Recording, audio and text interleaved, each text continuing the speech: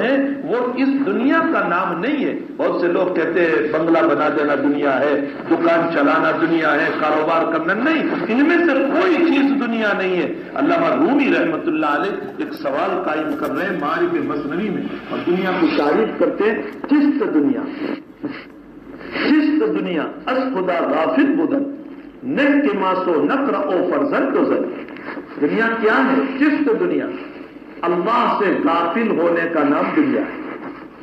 اللہ سے غافل ہونے کا نام دنیا ہے. نہ کے ماسو نقر او فرزند زن. کے ماس کپڑے، نقرہ پیسے، فرزند زن بیوی بچے. فرمایا کپڑوں کا نام دنیا نہیں، پیسوں کا نام دنیا نہیں، بنگلے کا نام دنیا نہیں، اور بیوی بچوں کا نام دنیا نہیں. اللہ سے غافل ہونے کا نام دنیا ہے. اسی لیے میں مثال سے سمجھایا کرتا ہوں کہ ایک انسان کے پاس لاکھوں روپے ہیں حلال کے لاکھوں روپے ہیں، کاروبار ہے اس کا، لیکن اس کا دل اللہ سے لگا ہوا ہے، وہ پکا دیندار ہے. اور ایک انسان کے پاس 200 روپے ہیں، صرف 200 روپے، لیکن اس کا دل اللہ سے غافل ہے. وہ 200 کے ہوتے ہوئے پکا دنیا دار ہے. 200 پر دنیا داری کا حکم، 200 پر دنیا داری کا حکم اور لاکھوں پر دینداری کا حکم. اس لیے کہ پیسوں کا نام دنیا نہیں ہے، اللہ سے غفلت کا نام دنیا ہے. قرآن کریم میں صحابہ کی جو تعریف اللہ تعالیٰ نے فرمائی، رجال لا تلہیہم تجارت ولا بیع عن ذکر اللہ واقام الصلاۃ وایتاء الزکاۃ. صحابہ کون تھے؟ بڑے تاجر تھے. حضرت عمر رضی اللہ تعالیٰ عنہ کے مکان پر ابو موسیٰ عاشری تشریف لائے اور 3 مرتبہ سلام کیا. حضرت عمر مشغول تھے کسی کام میں، جواب نہیں دے سکے. پھر پتا چلا کہ کوئی آیا تھا، سلام کر رہا تھا، دروازہ کھولا، پوچھا کون آیا تھا؟ ابو موسیٰ عاشری. کہاں چلے گئے؟ فرمایا آپ نے 3 مرتبہ سلام کیا، جواب نہیں دیا، وہ چلے گئے. فرمایا بلاؤ. بخاری شریف میں ہے ابو موسیٰ کو بلایا. فرمایا کیوں چلے گئے؟ فرمایا میں نے نبی کریم صلی اللہ علیہ وسلم سے سنا ہے کہ کسی کے مکان پر جاؤ، 3 مرتبہ سلام کرو، اگر سلام کا جواب ملے تو ٹھیک ہے ورنہ واپس ہو جاؤ. تو میں نے اس حدیث پر عمل کیا. حضرت عمر نے کہا کہ یہ حدیث تم نے سنی ہے حضور سے؟ فرمایا ہاں. فرمایا گواہ لاؤ ورنہ میں کوڑے سے پٹائی کروں گا. اس لیے کہ عمر کو اس حدیث کا پتہ نہیں تھا.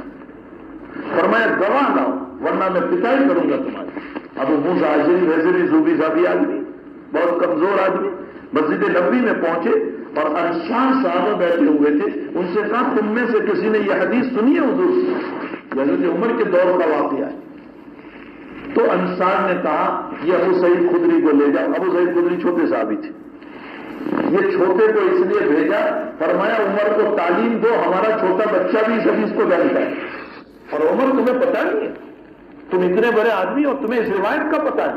ابو سعید خدری رضی اللہ تعالیٰ عنہ گئے اور گواہی دی اور فرمایا سمیعت رسول اللہ صلی اللہ علیہ وسلم، میں نے اللہ کے نبی سے یہ حدیث سنی ہے کہ کسی کے مکان پر جاؤ اور 3 مرتبہ سلام کرو، اگر جواب نہ ملے تو واپس ہو جاؤ. حضرت عمر اس وقت فرماتے ہیں بازار کی تجارتوں نے ہمیں علم حاصل کرنے سے چھوڑا رکھا تھا. بازار کی تجارتوں نے، معلوم ہوتا ہے صحابہ تجارت کرتے تھے لیکن ان کی تجارتیں ان کو نماز سے غافل نہیں کرتی تھی، ان کی تجارتیں اللہ کے ذکر سے غافل نہیں کرتی تھی، ان کی تجارتیں ان کو زکوٰۃ سے غافل نہیں کرتی تھی. رجال لا تلہیہم تجارت ولا بیع عن ذکر اللہ واقام الصلاۃ وایتاء الزکاۃ یخافون یوما تتقلب فیہ القلوب والابصار. ان کے دل اللہ سے ڈرتے تھے اور اس دن کی حاضری سے ڈرتے تھے کہ اللہ قیامت کے دن تیرے سامنے حاضر ہونا ہے. تو صحابہ نے کاروبار بھی کیا لیکن دین کو غالب رکھا. اسی لیے فرمایا طلب الحلال فریضۃ بعد الفریضہ، نماز روزہ اور دین کو ادا کرنے کے بعد سب سے بڑا فریضہ جو ہے وہ حلال کمائی ہے. تو حلال کمائی انسان کے پاس ہو تاکہ وہ انسان اپنی ضرورتوں کو پورا کرے. بلکہ اللہ کے نبی نے خوب سنو میرے جوانوں، اللہ کے نبی نے اس امت کو بیٹھ کر کھانے والی نہیں بنائی، اس امت کو بیٹھ کر کھانے والی نہیں بنائی، چاچا ماما کی زکات پر پلنے والی نہیں بنائی. میرا جوان جو آج صرف کرکٹ کھیلتا رہتا ہے دن بھر اور ٹورنامنٹ کھیلتا رہتا ہے اور رات میں والی بال کھیلتا رہتا ہے، اللہ کے نبی نے اس امت کو کام پہ کھڑا کیا ہے. کام پہ کھڑے رہو، کسی کی زکات پہ نہ پڑو، ہاتھ پھیلا کر نہ اپنی زندگی کو گزارو۔ آقا صلی اللہ علیہ وسلم نے